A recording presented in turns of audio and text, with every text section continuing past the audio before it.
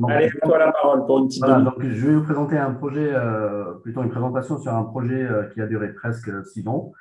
Je suis accompagné d'un collègue aussi qui va parler d'une partie sur l'hygrothermie à la fin du slide derrière. L'équipe de projet comporte 5 personnes, comme vous voyez dans cette présentation. Donc, Malo Le Guen, Karim Touati, qui ont travaillé sur les matériaux et l'aspect aussi thermique des matériaux. Farid Maïdine, ici présent avec moi, et puis Mohamed Boutouil et moi-même, on a travaillé sur la partie matériaux le projet, surtout le projet Coboche. Au niveau du partenariat, donc c'est un projet Interreg européen, donc FMA, donc France, Manche, Angleterre, comme vous le voyez dans cette présentation. Le projet, comme j'ai dit aussi tout à l'heure, donc c'est un projet qui a duré 6 ans, de 2017 jusqu'à cette année 2023. Donc ça a été fini en mars 2023. La partie technique a été arrêtée en mars 2023. Et au niveau du partenaire, on est 6 partenaires, donc 3 partenaires français et 3 partenaires anglais. Le lead de ce projet, c'est l'Université de Plymouth, donc avec le département architecture et design. On a une association, Ibukai, qui travaille sur la construction en terre d'une manière générale, hein, donc toutes les méthodes de construction en terre présentes, donc qui faisait partie aussi de ce projet. Et puis il y a l'architecte aussi, l'architecte Edson, vous allez voir après, parce qu'il y a un prototype derrière qui a été réalisé, donc ils sont, voilà, où ils étaient impliqués sur ça. Côté français, on a 3 partenaires. Donc, il y a nous-mêmes, Builders École d'ingénieurs, il y a l'Université de Caen, avec leur spécialité thermique, et puis le parc naturel régional du Marais et du Cotentin et du Bassin, qui se trouve à la Manche. Donc voilà, donc c'est un projet qui est financé par l'Interreg 5 FMA. Le projet est scindé en fait en 2 parties ou 2 phases. Comme vous le voyez sur cette présentation, on a une phase Coboche 1 qui a débuté en 2017 et en fait ça a duré 2 ans. Et puis après, il y avait une deuxième phase, la phase Coboche 2, qui a commencé de 2019, on va dire, jusqu'à 2023 et qui a duré presque 4 ans. Sur la première phase Coboche 1, donc, elle avait comme objectif en fait de travailler sur une étude sélective des matériaux. Donc, les matériaux en question ici, c'est les sols. Donc, on avait une sélection de 12 types de sols, locaux, bien sûr. Côté France, 6 et côté Angleterre, 6. Et puis aussi 6 fibres derrière que je vais détailler par la suite. Donc, 6 fibres aussi qui ont été aussi sélectionnées dans le cadre de ce projet. Donc, on a travaillé sur l'optimisation avec un cahier des charges, bien sûr, bien défini, en lien avec le constructeur, l'architecte, et ainsi de suite, pour voir un petit peu comment on peut sélectionner la formulation ou l'optimisation du matériau Bauge. Et puis, on a travaillé aussi sur le mode de constructif. Donc, voilà, donc le mode constructif, vous allez voir dans le slide, c'est un mode de constructif un peu nouvel, en fait, qui a été réalisé sur la partie Coboche 1. À la fin de cette phase, donc, on a optimisé, on a travaillé sur les formulations pour les utiliser sur la phase de Coboche 2, où là, vraiment, on était sur des TRL un peu élevés, hein, donc on était vraiment sur des prototypes, prototypes côté français, et puis prototypes aussi côté anglais. Donc, l'objectif ici était de suivre carrément un bâtiment et puis va faire aussi un retour d'expérience, bien sûr, sur la méthode de construction et puis après le suivi aussi thermique et énergétique du bâtiment qui suit juste après la construction. Donc, si je commence par Coboche 1 pour vous synthétiser un petit peu les choses, donc comme je l'ai dit tout à l'heure, donc on était sur 12 sols. Voilà, 12 sols qui contiennent en fait un pourcentage d'argile entre 10 et 25%. On a choisi 6 types de fibres, dont la paille de lin, la paille de blé, chanvre, le roseau, l'ana de lin et la chêne-botte. Donc, c'est des fibres. Donc, voilà, tout le matériau que vous voyez ici, c'est des matériaux locaux qui avaient en fait un rayon d'action entre 20 et 40 km derrière. Donc, l'analyse granulométrique que vous voyez dans cette présentation, donc on était sur des sols qui vont de 1 mm jusqu'à 50 mm en diamètre. Et après, on a fait toute la partie caractérisation physico-mécanique des différents constituants la boche. Après cela, en fait, il y a tout un programme expérimental qui a été fixé, hein, donc voir un petit peu on va dire les formulations qui ont été choisies pour les analyses. Et comme vous le voyez, on a travaillé sur 20 formulations, 20 formulations, bien sûr en respectant un cahier des charges, comme je vous l'ai dit tout à l'heure. Et le cahier des charges en question était la résistance, les performances mécaniques et la conductivité thermique du matériau. Sur les 20 mélanges, on avait 12 formulations de Bosch et 8 formulations de terre allégée. Donc voilà, donc l'idée en fait était de travailler sur deux types de matériaux. Alors pourquoi deux types de matériaux? Parce que on avait un objectif en fait de réduire l'épaisseur du mur, parce que les constructions en terre type Bosch, on était sur des épaisseurs qui vont de 60 à 80 cm d'épaisseur.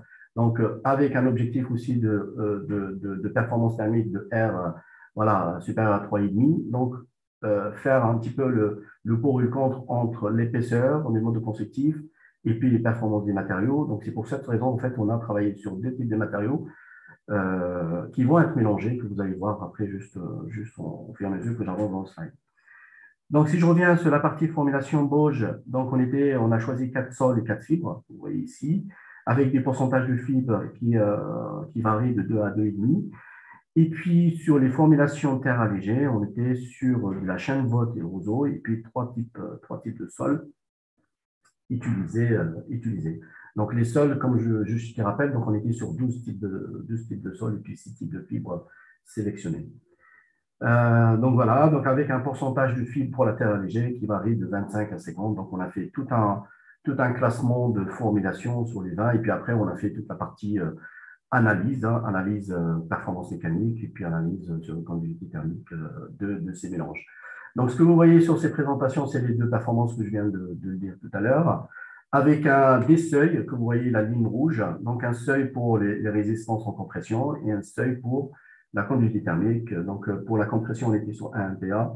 Et puis, sur la conductivité thermique, on était autour de 0,13, 0,14 watts par mètre Kelvin.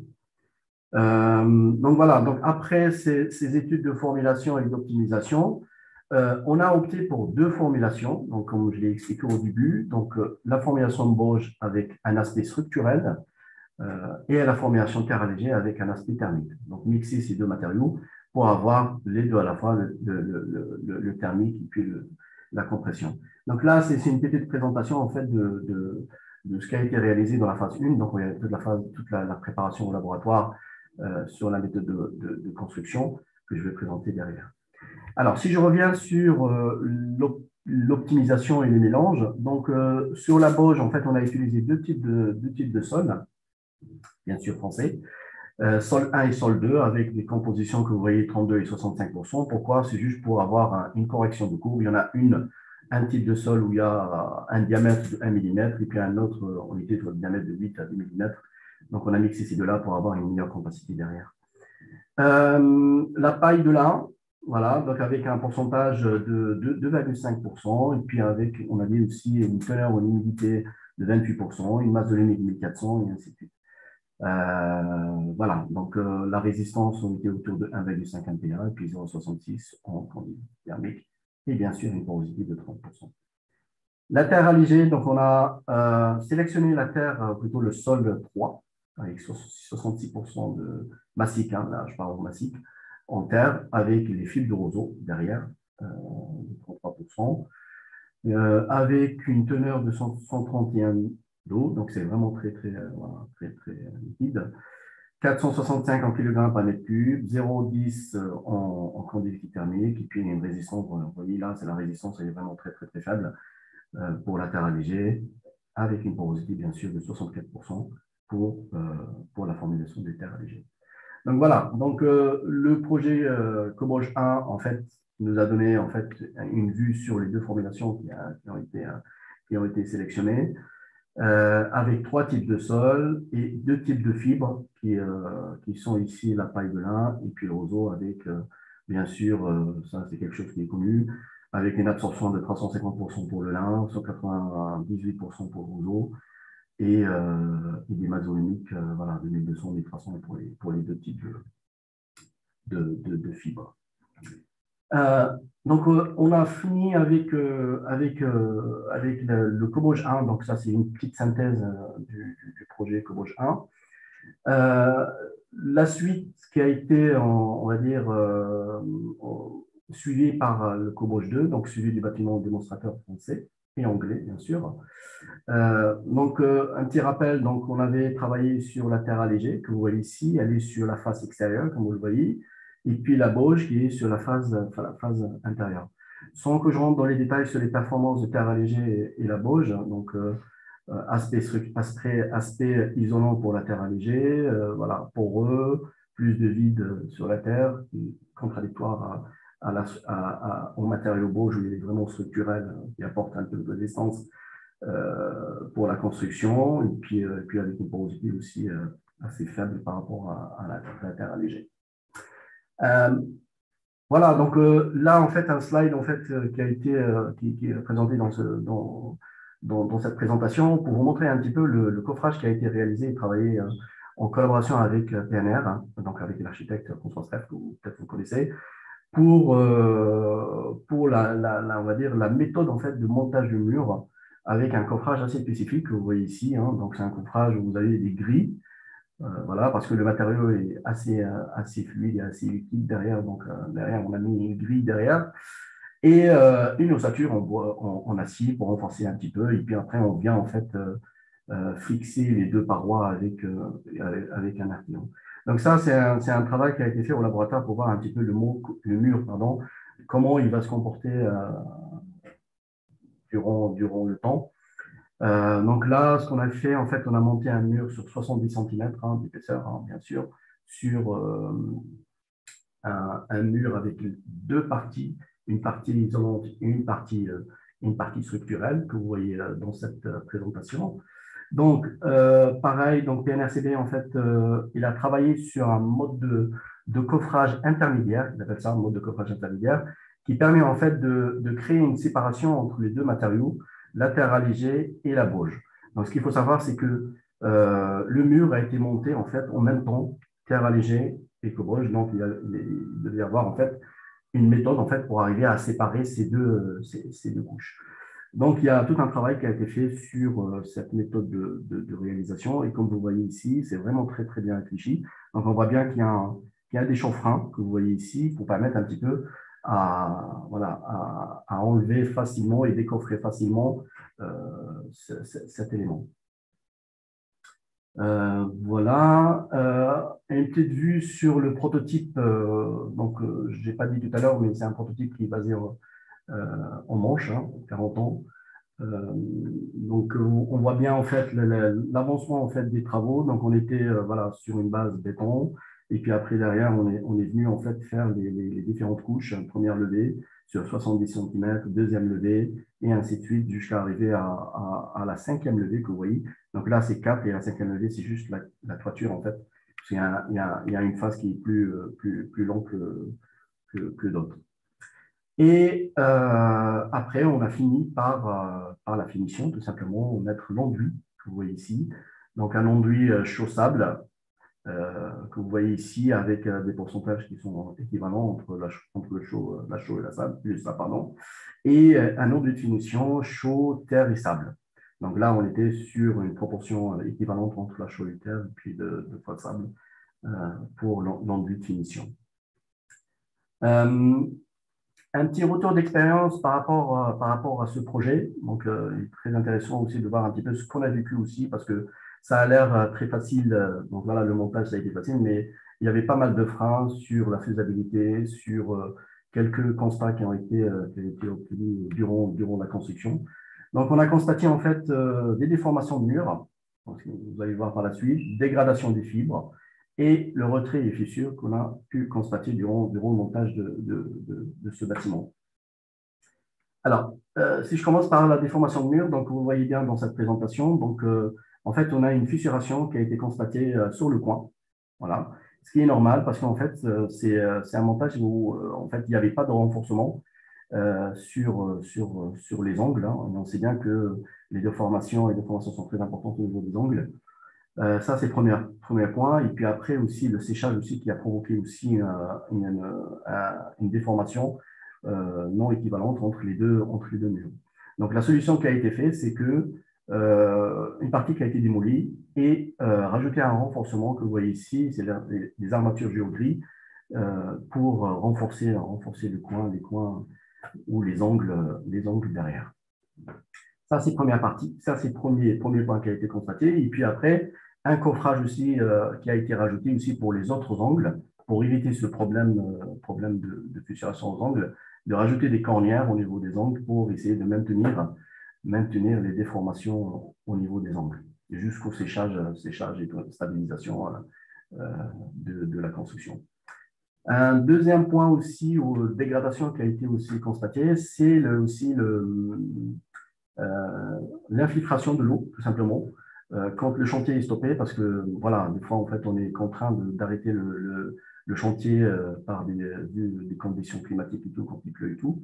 Donc, ce qui a été constaté, c'est qu'il y a un décollement entre les deux, par exemple, entre les deux couches que vous voyez ici, et puis une infiltration d'eau qui a provoqué aussi une moisissure au niveau de la fibre et puis au niveau de la terre.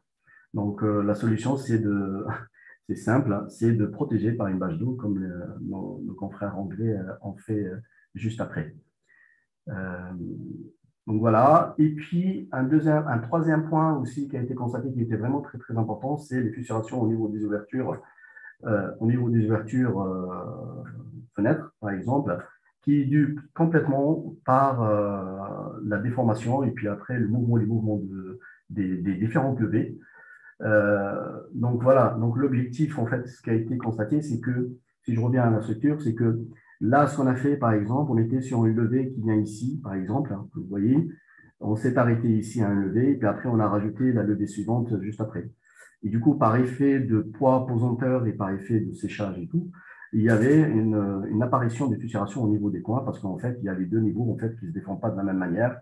Et puis aussi, il y a les parois, ou plutôt l'ouverture en bois aussi, qui vient bloquer un petit peu la déformation libre du sol. Donc voilà ce que je viens de dire tout à l'heure. Donc la solution qui est optée, c'est qu'il faut arriver à un lever au même niveau, en fait, tout simplement au même niveau que le coffrage ou que l'ouverture pour éviter ce problème. Ça, c'est le premier constat qui a été détecté. Et puis, un deuxième constat, c'est que nous, on est parti sur une montée de levée de 70 cm par couche, chose qui était vraiment très, très critiquée, c'est qu'on aurait dû, en fait, faire des levées de 20 à 30 cm par levée, et comme ça, faire le tour, en fait, complètement du bâtiment et arriver à faire, à monter en niveau. Et ne pas faire comme nous, on a fait, par exemple, faire une levée 70 cm, après faire une autre derrière. Donc voilà un petit peu par rapport aux différents problèmes rencontrés. Une fois que la construction a été finie, a été réalisée, on a fait des essais aussi d'étanchéité à l'air. Hein, donc, on l'a fait aussi avec nos collègues aussi anglais. Donc voilà, donc on avait fait, suivant les recommandations de la norme, hein, tout simplement, on était sur un DBDR de 4 Pascal. Premier test de calibrage, on était vraiment au-dessus de la norme ou les réglementations, la réglementation RT 2012 qui a été limitée à 0,6. Et puis après, la deuxième test que vous voyez ici, on était conforme complètement en dessous des seuils recommandés par la RT 2012. Bon, maintenant, il y a aussi l'Aéro 2020 qui rentre en jeu derrière. Je continue ma présentation avec aussi le suivi de séchage et retrait du bâtiment démonstrateur. On a mis des capteurs sur ce bâtiment démonstrateur, comme vous voyez ici. Donc, c'est les travaux qui ont été réalisés par M. Toiti et Le Biam sur ce projet. Donc là, vous voyez le mur avec les deux couches, hein, la bauge, la terre allégée, et puis après avec des comparateurs pour voir un petit peu le sujet des tassements. Et ce qu'on considère, donc là, c'est un tassement qui a été suivi, ou plutôt un séchage qui a été suivi sur 6 mois. On considère qu'on a une forte baisse du tassement sur les 3 premières semaines, voire 4 premières semaines. et après, ça stabilise derrière. Alors, différents paramètres, hein, donc cela dépend aussi de la masse aussi, hein, donc la Terre, on était vraiment sur des épaisseurs de 50 cm avec une hauteur de 70 cm, et je pense, à mon avis, avec le poids de la Terre et puis après le séchage, ça a vraiment engendré un tassement vraiment très élevé. D'où aussi, donc ça rejoint aussi aux remarques aussi des architectes aussi qui travaillent sur la construction en terre. En général, on est autour de 24 semaines entre une levée et une levée si on veut éviter des problèmes liés au séchage et du retrait. Sur le retrait, c'est pareil, hein, donc on a pu suivre le retrait sur une durée, voilà, donc vous voyez ici de 0 à 50 jours, et c'est la même chose, en fait, c'est les deux paramètres qui fonctionnent en même temps, en fait, le séchage avec le retrait, on était vraiment sur des retraits qui sont à l'ordre de 3%, et pareil, les 20 premiers jours, en fait, on a vraiment une chute vraiment très, très importante, et après une stabilisation au bout de 30, on va dire le 30e jour, carrément. Sur ce slide, on voit bien en fait les deux types de matériaux. On a vraiment la terre allégée, et puis après on a aussi le cob. On voit bien aussi une réduction exponentielle pour les deux. Hein. En fait, ils ont le même comportement. Donc pour que la terre, suivant la terre allégée, on a vraiment une chute vraiment très drastique par rapport à la construction en embauche. Pareil, donc c'est le même constat, donc c'est juste pour dire comme quoi la déformation, le retrait et tout ça dépend aussi de la teneur en eau, aussi des matériaux. Donc ces deux phénomènes sont, on va dire, fonctionnent de manière proportionnelle en fait, hein, tout simplement. Plus la teneur en eau est importante, plus le retrait est très important derrière. Pour passer à une autre étape, pour essayer de respecter aussi le temps, nous avons initié en fait des travaux aussi de laboratoire pour voir un petit peu la reproductibilité vis-à-vis du laboratoire et les travaux in situ. Donc on avait une réflexion au sein du partenariat, au sein du projet, en disant voilà, on fait beaucoup de travaux de laboratoire, on donne les formulations, mais derrière, est-ce qu'en chantier, on est sur les mêmes formulations, est-ce qu'on est sur les mêmes comportements et ainsi de suite. Donc nous avons essayé de lancer cette réflexion et de travailler sur cette corrélation entre les deux différentes échelles, hein, parce que le laboratoire, on est vraiment sur des petites échelles, et l'in situ, on est sur des échelles aussi à grande échelle, et puis après aussi les moyens humains derrière. Et la méthode aussi de mise en œuvre qui est vraiment très différente. Donc on a ciblé un objectif pour essayer d'initier ce travail. Préparation des échantillons au laboratoire, étude des propriétés au laboratoire, et puis après la corrélation in situ et laboratoire, et faire aussi derrière une étude un peu plus comparative entre ces deux phénomènes. Donc la démarche qui a été adoptée, donc des essais au laboratoire, des essais au chantier, des éprouvettes réalisées en chantier, testées au laboratoire, pareil, des éprouvettes réalisées au laboratoire et testées pour voir un petit peu la corrélation. Et puis après, voir aussi derrière on va dire, les paramètres qui influencent le comportement de ce matériau, la teneur en eau, les performances mécaniques, thermiques, la porosité, et ainsi de suite. Donc voilà, donc c'est des travaux qui ont été initiés. Il reste encore des choses à faire pour cette partie, et puis je vais vous dire après derrière des premiers résultats. Donc, en chantier, en fait, on a travaillé, donc, comme tu rappelles ce que j'ai expliqué tout à l'heure, donc on était sur la bauge et la terre allégée, avec des formulations de bauge, formulation terre allégée.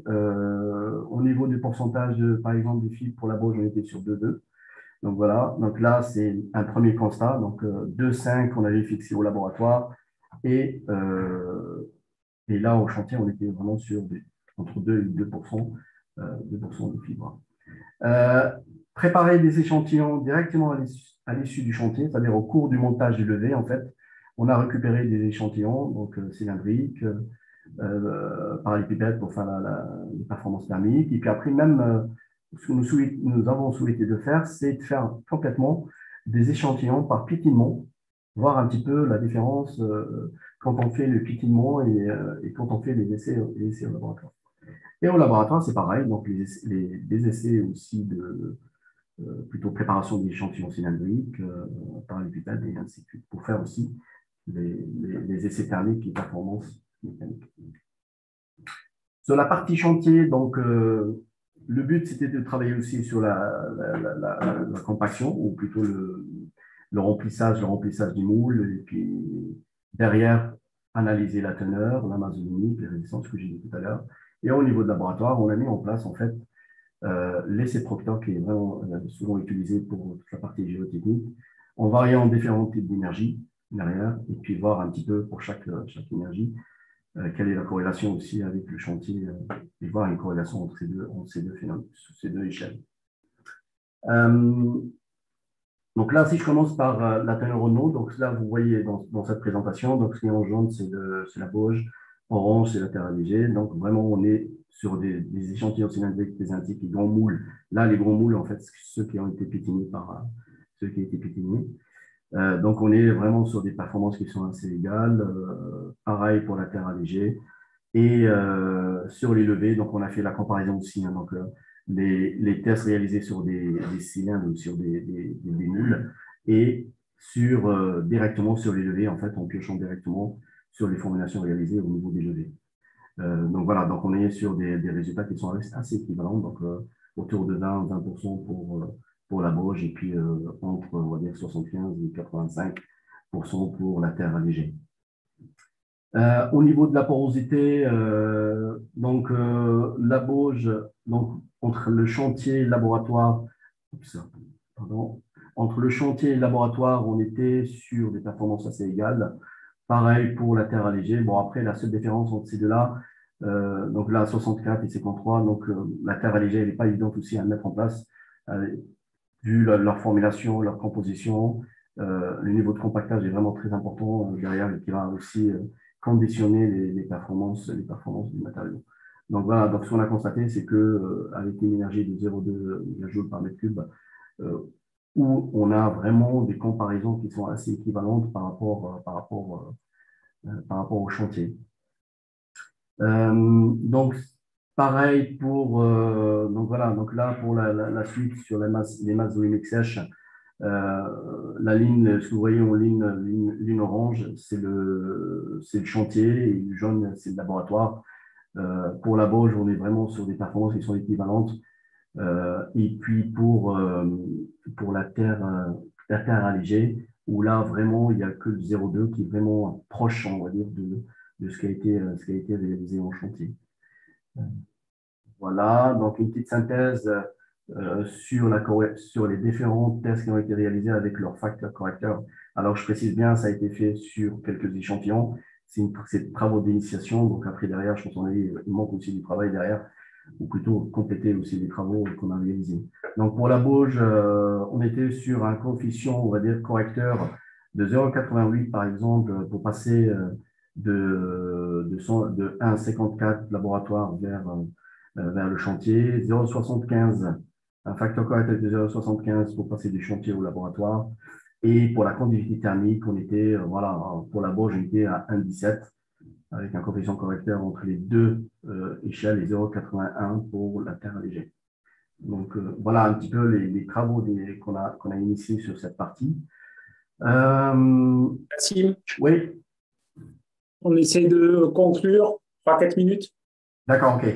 Je vais laisser mon collègue rapidement. Oui. Le port. Donc, bonjour à tous. Il reste pas beaucoup de place. Je vais essayer de faire vite. Vas-y. Donc, sur la partie en fait, hygrothermique, juste un petit rappel en fait, sur la composition du matériau. Donc, c'est un matériau composé de paille, de terre et de l'eau. Donc, on mélange à l'état plastique afin d'avoir au final en fait, un matériau 100% écologique, tel qu'il est illustré justement sur cette figure. Si on zoome en fait sur la microstructure de ce mur, donc on trouve bien la présence en fait de 4 phases, à savoir la phase vapeur, la phase de l'eau liquide, de l'air sec et la matrice solide constituée de terre et de paille, donc la matière végétale. Et encore, si on zoome en fait sur l'épaisseur en fait de ce mur, on trouve bien qu'à l'échelle microscopique, on trouve en fait un port en fait à l'échelle microscopique avec la présence des 4 phases. Donc, supposons juste pour donner en fait une illustration d'une manière très vulgarisée sur la régulation naturelle d'humidité relative et de température, la régulation naturelle.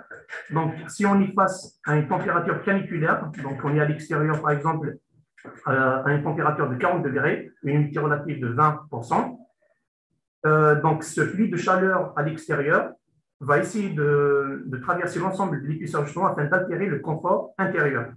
Sauf qu'une partie de cette chaleur justement sera consommée par l'eau qui se trouve à l'état liquide, donc afin qu'il s'évapore.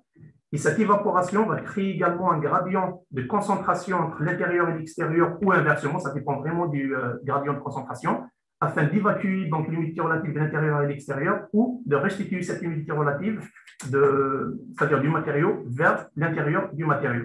Donc ça, c'est le côté en fait théorique. Et nous, à l'échelle vraiment réelle, on essaye de confirmer ça en mettant en place justement des capteurs de température et d'humidité relative à travers le mur, des stations météo également afin de récolter les conditions climatiques dynamiques réelles du site, des stations également de confort et des capteurs de qualité de l'air à l'intérieur afin de voir justement ou bien de mieux appréhender le comportement du bâtiment face à des conditions réelles.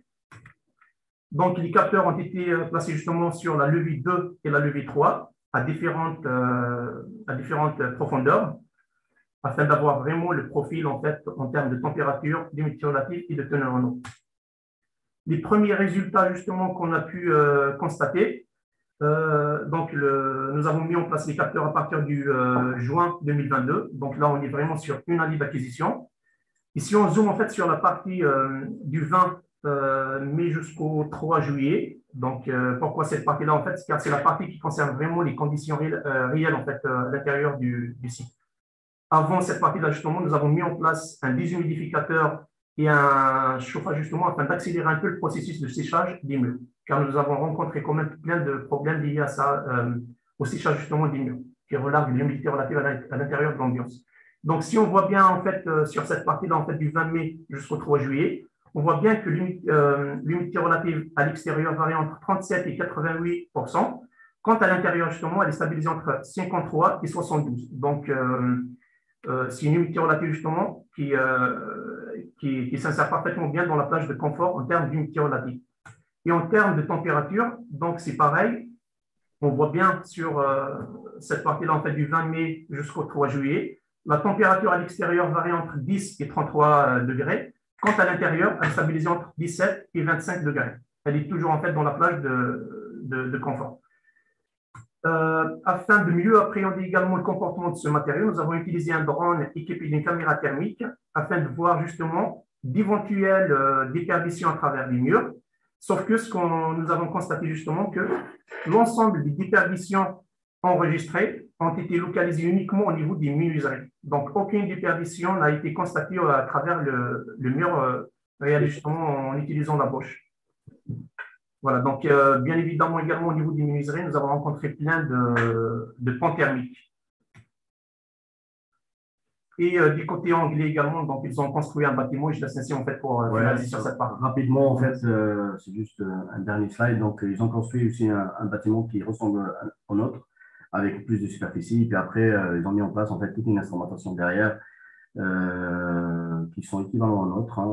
Donc, la température au niveau de l'épaisseur du mur, la qualité d'air, voilà, le tassement aussi qui est analysé aussi. Donc voilà, tout ce qui est nécessaire en fait pour voir un petit peu le comportement du bâtiment. Et j'en ai fini avec la présentation. Désolé pour. On t'entend pas. Ouais. Merci Nassim. Attends, le temps que j'enlève mon micro. Parce qu'en même temps, on discute ici, on critique et tout. Merci Nassim pour cette belle présentation, beau projet, beaucoup de problèmes technologiques. Oui. On sent que c'est pas aussi simple qu'on le croit. Hein. On ne s'improvise pas comme ça bâtisseur en terre. Avant que quelques questions n'arrivent, j'ai juste une question assez rapide. Je suis impressionné par les déformations quand même qui sont de l'ordre de 3%. Oui. Ça fait quand même 3 cm pour 1 mètre. Oui. Donc j'imagine que sur un mur de 3 mètres, ça fait 10 cm quasiment. Complètement. tout à fait. Oui, bah oui. Oui, oui, c'est assez. Et ça, Du coup, et est-ce c'est- que oui, c'est le taux d'argile qui est en cause? oui. D'abord, est-ce que tu peux nous dire quel était le taux d'argile de cette terre? Ouais. Est-ce que c'est ça qui est en cause? Même si tu as évoqué des problèmes en fait on va dire finalement c'est le phasage de la construction qui peut nous amener à mieux gérer ce problème. Mais est-ce que c'est vraiment le taux d'argile qui est en cause ou il y a une donnée qui nous a échappé? En fait, sur les sols qu'on a utilisés, les sols 1, 2, 3, il y en a le sol 1, c'était un sol siliceux fin, donc avec 90% de quartz. Le sol 2, on était sur limon peu plastique, avec du monzonite à 26%, kaolinite aussi. Et le sol 3, on était sur le kaolinite 33%. Donc voilà. Donc ça, c'est les différents. Le sol vraiment argileux, c'était juste le sol 3. On était voilà, sur le sol argileux. Après, pour répondre vraiment à ta question sur pourquoi ces pourcentages, euh, il y a une grande partie qui est basée sur l'épaisseur du mur qu'on a opté sur les différentes levées. On était vraiment sur des levées avec des épaisseurs très, très, très hautes et très élevées. Donc, il y a aussi l'effet du poids aussi qui a vraiment joué un rôle derrière pour baisser un petit peu, réduire, voilà, d'avoir une évaporation ou un séchage rapide avec un tassement derrière aussi qui est vraiment très, très rapide. D'où la conclusion, c'est de partir vraiment sur des épaisseurs autour de 20-25 cm pour non seulement s'évaporer très rapidement, avoir voilà, le temps de mettre une deuxième couche derrière, une couche successive derrière, avoir au moins une partie voilà, qui sèche, et faire en fait comme comment dire, un coffrage filant en fait. C'est-à-dire Oui, faire le tour comme ça, voilà, derrière. Chose qu'on n'a pas fait nous. ok. Voilà. Ok. Peut-être d'autres questions en direct, puisque Ouais. j'en vois pas sur le fil de discussion. Il y avait une question de Philippe, mais bon, je ne sais pas si tu veux Vas-y, prendre la vas-y. parole ou je peux. Non, mais c'était une question bête, mais peut-être ça a été précisé après d'ailleurs, si les pourcentages de fibres étaient annoncés en volume Oui, ou en masse. tout à fait. C'est des pourcentages, en fait, sur les terres allégées, on était sur des pourcentages de 2,5% Oui, oui, mais en volume ou masse? en masse, massif. En masse, En masse, d'accord. oui, D'accord, c'est en masse. en masse. Oui. En volume, ça fait beaucoup en fait. Oui, ça fait beaucoup plus en volume, quoi. Et, bien sûr. Parce que bon, les volumes, c'est plutôt. La masse volumique en vrac, elle est, pour rappel, hein, de 80-90 kg par mètre cube. Donc, Oui. en fait, le 2% en masse, ça fait beaucoup. Mm. Une autre question, peut-être? Alors, moi, j'ai une question, s'il n'y en a pas d'autres, mais je crois qu'il y en a une qui arrive, mais je vais commencer. J'étais un peu inquiète quand vous avez présenté vos retours chantiers et les problèmes de durabilité que vous avez constatés. Mais vous avez bien expliqué les raisons. Au bout de combien de temps vous avez vu apparaître des moisissures sur les matériaux? Alors, effectivement, c'est une très bonne question. Donc, les moisissures, en fait, parce que le chantier a été la première levée, si mes souvenirs sont bons, était sur le septembre-octobre. Et entre-temps, en fait, il y avait première levée qui a été fait. Et entre deux, il y avait la pluie, donc le chantier s'arrête. Une fois le chantier était arrêté, en fait, on n'a pas couvert le chantier. Et c'est là, en fait, où, quand les éclaircies voilà, reviennent, donc c'est là où on constatait complètement qu'il y a une séparation des deux couches, les moisissures, et ainsi de suite. Et la durée, ça a duré presque 2 ans. À un certain moment, on a arrêté le chantier pendant peut-être même 3 mois. Entre une levée et une levée, on a arrêté 3 mois presque. Ok. Et c'est là où il y avait des gros dégâts, en fait. Après, nos collègues, parce que nous, on était les premiers à faire le chantier test, nos collègues anglais, ils ont fait juste après. Donc, ils ont tenu compte de ce qu'on on a obtenu. Et la chose la plus simple, c'est de couvrir avec une bâche complètement la construction, en fait. Et comme ça évite tous les problèmes d'infiltration d'eau et tout. Et après, vous avez pu reprendre les moisissures, elles étaient en surface ou Elle était à l'intérieur, on a démolu. Il y a Ok, une grande partie qui a été vraiment refaite, hein, complètement. ok. Ah oui, oui, non, complètement. Ouais. Et là, pareil, les fissurations aussi qui ont été détectées aussi au niveau des angles, ça c'est vraiment très important parce que ça bouge, voilà, ça bouge vraiment de manière différente, quoi. Nassim, une dernière question. Hector Cordado te demande les images thermiques. Donc, c'est la dernière diapo, avant-dernière diapo. Oui. Quelles étaient les conditions, on va dire, de température intérieure-extérieure au moment de cette prise d'image? C'était en janvier, en fait. Ça a été fait D'accord. en janvier. Donc, 20 degrés à l'intérieur, c'est ça? 20 degrés à l'intérieur et… 20 degrés à l'intérieur et on est à 0 en fait à l'extérieur. Donc, en fait, on a allumé le chauffage exprès pour sur une durée de 3 semaines. D'accord. Voilà, avec voilà, un régulateur et tout. Et puis après, on est venu faire le test juste après, quoi. Ouais. Très bien. Très bien. Voilà. Il y avait juste une dernière question qui peut être rapide. Est-ce que les aspects de qualité de l'air intérieur sont pris en compte dans le projet? Exactement. On l'a mis, mais on l'a enlevé, on l'a trop présenté, mais c'est vrai, il y avait toute une partie de…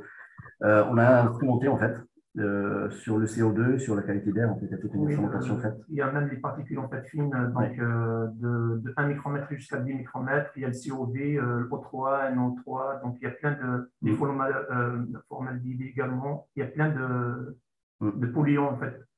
Mais nous n'avons pas encore traité les résultats. Ça, c'est la phase 3. Ouais. Là, c'est la suite.